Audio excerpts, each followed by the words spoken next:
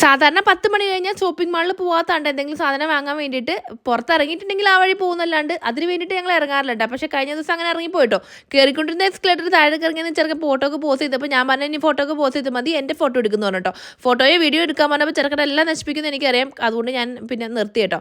പിന്നെ നമ്മൾ പോയി ചെന്ന് നോക്കിയപ്പോൾ എനിക്ക് അത്ഭുതമായിട്ട് തോന്നി കണ്ട കാര്യം ഞാൻ ആദ്യമായിട്ട് കാണുന്നുള്ളൂ, നിങ്ങൾക്ക് ഷെയർ ചെയ്യാണ്. ഇതാണ് ഡ്രൈഡ് റോസ്. എന്തിനാ യൂസ് ചെയ്യണമെന്ന് ഞാൻ സ്റ്റോറി ഇട്ട് കുറേ കൂടുതലായിട്ട് ചോദിച്ചപ്പോൾ അവർ പറഞ്ഞു നമ്മുടെ കേക്കിനകത്ത് ഡെക്കറേറ്റ് ചെയ്യും, പിന്നെ ചായ ഇട്ടിലൊക്കെ കുടിക്കുന്നുണ്ടോ. ഇതെന്ത് സാധനം എന്ന് എനിക്കറിയില്ല ഗൈസ്. അപ്പോൾ ഇത് തിന്നാത്തതുകൊണ്ടും കേൾക്കാത്തതുകൊണ്ടും ഞാൻ തിരിച്ച് അവിടെ തന്നെ വെച്ചു. ഡ്രൈഡ് ഫിഗ് എന്താണെന്ന് അറിയാമെന്നുള്ള കൂട്ടരൊന്ന് കമൻറ്റ് ചെയ്ത് പറയണേ.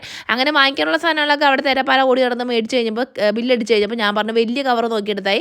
വലിയ കവറിലേക്ക് സാധനങ്ങൾ പറക്കി ഇട്ടോ. അപ്പോൾ നമുക്ക് വേസ്റ്റ് ബിന്നിലിട്ടിട്ട് നമുക്കത് യൂസ് ചെയ്യാമെന്ന് പറഞ്ഞിട്ടോ.